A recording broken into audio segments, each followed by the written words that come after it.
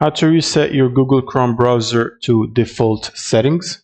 So first you will need to open up your browser and then click on the three vertical dots on the top right hand side. Go to settings, and then from the left panel you want to click on reset settings, which is at the bottom, and then you want to click on restore settings to their original defaults. And then this should tell you what's going to happen. So it will reset some Chrome settings and Chrome shortcuts and disable extensions, and then delete cookies and other temporary site data. And then you can proceed to do that by clicking on reset settings. So you can do this in case something is messed up in Google or is not working properly in your browser.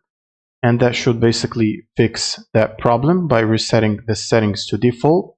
And that's pretty much it for this video. Thank you guys for watching, and subscribe.